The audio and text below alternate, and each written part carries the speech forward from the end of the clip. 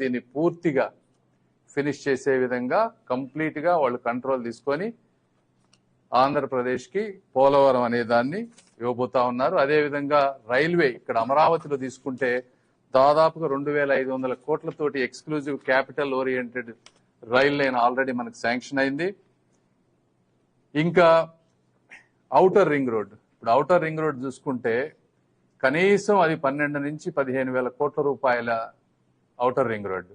General గా ఏ state లో అయినా ఇలాంటి రోడ్స్ వేసినప్పుడు ల్యాండ్ ఎక్విజిషన్ స్టేట్ గవర్నమెంట్ చేసి ఇవ్వాలి. అయితే గడ్కరీ గారు మనకున్నటువంటి పరిస్థితుల దృష్ట్యా బాబు గారు మేము ఎక్స్ప్లెయిన్ చేసినప్పుడు మేము ఈ రోజున ల్యాండ్ ఎక్విజిషన్ చేసి ఇవ్వలేము అన్నప్పుడు, సరే అది కూడా మేమే చేస్తాం, మీరు కొంచెం మెటీరియల్ కాంపోనెంట్ శాండ్ అవి ఇస్తే చాలు అని ఆయన పెద్ద మనసుతోటి దాదాపుగా 15,000 కోట్ల రూపాయలు విలువైనటువంటి ఈ ప్రాజెక్టుని మనకు ఓకే చేశారు. ఇది కూడా అదేవిధంగా వెనుకబడిన జిల్లాలని ప్రకాశం కూడా యాడ్ చేసి వీటన్నిటికి కూడా స్పెషల్ నిధులు ఇస్తున్నారు. 2 ఇండస్ట్రియల్ కారిడార్స్ మీకు తెలుసు, ఒకటి కొప్పర్తి నోడు, ఇంకొకటి వచ్చేటప్పటికి ఓర్వకల్లు నోడు. ఈ రెండింటికి ఇంకా డీటెయిల్స్ రావాలి వీటిలో, బట్ ఒక 2 మేజర్ వస్తున్నాయి.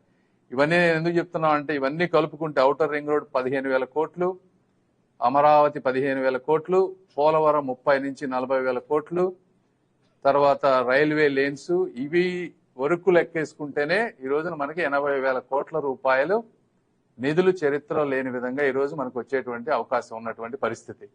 ఇవి కాకుండా కేంద్ర ప్రభుత్వంలో ఎన్నో పథకాలు ఉన్నాయి.